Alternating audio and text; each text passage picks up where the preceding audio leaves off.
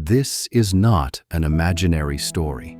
This is a real story that happened in the late 1890s in the United States of America. This is the story of a poor German sign painter who became the most presumptuous counterfeiter in American history. A man whose extraordinary talent could have made him famous and wealthy, but whose choices led him down a path of crime, regret, and ultimately a painful awakening. In a small village in Germany, there lived a poor but remarkably talented painter. He had a gift that few possessed. His hands could bring life to any canvas, his brushstrokes so precise that his paintings seemed to breathe. Yet, despite his talent, fortune never smiled on him. He lived with his wife and 4 children in a small home, struggling to put food on the table. Dreaming of a better life, he took his family and sailed across the Atlantic Ocean to the United States of America. He believed that the land of opportunity would finally reward his skills. He took up work as a sign painter, creating beautiful signs for shops and businesses. But even in this new country, life remained difficult. No matter how hard he worked, his earnings were never enough to fulfill the needs of his family. One evening, as he sat at his small wooden table, exhausted and defeated, an idea crept into his mind. He stared at a $10 note in his hand and thought, "What if I could paint one of these?" The idea was dangerous, but desperation clouded his judgment. He examined the note carefully, the paper, the size, the color, the portrait, every single line and curve. Then he took a blank piece of paper of the same size, dipped it in coffee water to match the exact shade of real currency, and began to draw.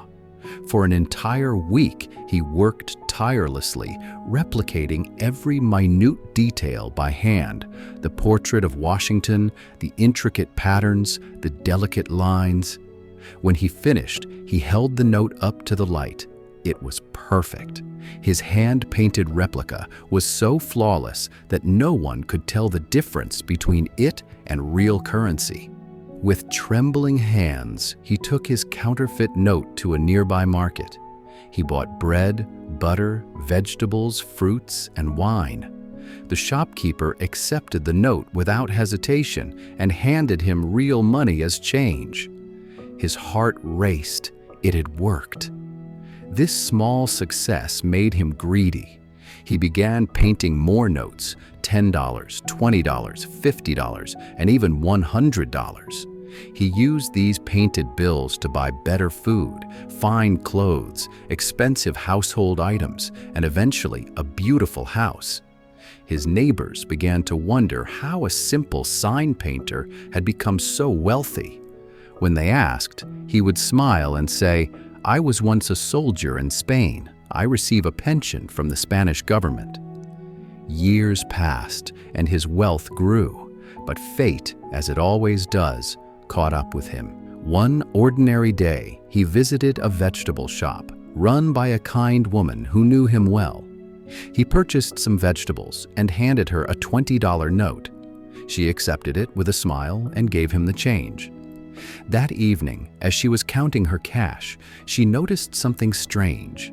The colors on that specific note had smudged and spread. She knew that real currency ink does not smudge. The note must be fake. She reported the matter to the police, describing the man who had visited her shop. When the police raided his home, they found paints, brushes, half-finished notes, and all the supplies of a counterfeiter. He was arrested, put on trial, and sentenced to 6 years in prison. In jail, the man felt his world collapse around him. To occupy his troubled mind, he asked the prison officials for canvas and paint. They agreed, and he spent his years behind bars doing what he loved most: painting. He created beautiful landscapes, portraits, and scenes that captured the imagination of all who saw them. When his sentence ended and he was finally released, a prison official handed him an envelope. Inside was $46,000. The man stared at the money in disbelief. "Where did this come from?" he asked. The officer smiled and said, "You don't know? We sold your paintings. They became very famous outside these walls. Each one sold for $5,000. Hearing this, the man broke down and wept. Tears streamed down his face as the bitter irony of his life struck him like a thunderbolt. "I spent an entire week slaving away to forge a $20 note," he cried, "when I could have painted a masterpiece worth $5,000 in the same time." He fell to his knees and whispered through his sobs, "I am the thief of my own life." The man we are talking about in this story is no other than Emanuel Ninger, known to history as Jim the Penman, one of the most presumptuous counterfeiters in American history. His story is not just about crime and punishment. It is a mirror that reflects a truth we all must face. Emanuel Ninger had the talent to become one of the greatest artists of his time. Instead, he wasted his precious years, his extraordinary skills, and his valuable life on forgery. He thought he was taking a shortcut to success, but in reality, he took the longest and hardest road possible. He worked incredibly hard to remain poor and become a criminal, when the same effort applied honestly would have made him wealthy, respected, and free. Here are the life-changing lessons we can learn from Ninger's life. 1. Life is precious. Do not waste it doing meaningless things. We often spend our time, energy, and resources chasing lesser goals when the same effort could lead us to greatness. We become the thieves of our own lives, robbing ourselves of opportunities that were always within our reach. 2. The real value of time. Ninger traded weeks of his life for $20 when his time was actually worth $5,000. We often do the same. We waste hours on mindless entertainment, gossip, or negative thinking, activities that yield pennies when we could invest that time in learning, creating, or building something that yields thousands in happiness and success. 3. The illusion of shortcuts. We often think that cutting corners or choosing the unethical path is the easy way, but as Ninger found out, the easy way is often the hardest way in the long run. Integrity might seem slower at first, but it is the only path that compounds into lasting success. 4. Misdirected talent is a tragedy. Ninger worked hard, he was disciplined, he was talented, but he applied these virtues in the wrong direction. Hard work alone is not enough. It must be right work.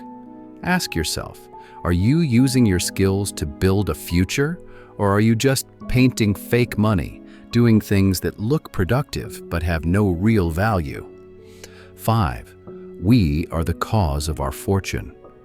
Ninger blamed poverty for his crime, but his wealth was inside him the whole time. He just needed to trust his own legitimate value. We often rob ourselves of opportunities because we don't believe our honest efforts will pay off. Remember, there are only two paths in life. Work hard now and be happy forever, or be happy now and struggle forever. The choice is yours. Do not let shortcuts steal your destiny. If this story opened your eyes to your own potential, please like this video and subscribe to our channel. Share this with someone who is wasting his life despite having great talent. Thanks for watching this video. The man who wastes his talent on foolish pursuits does not cheat the world.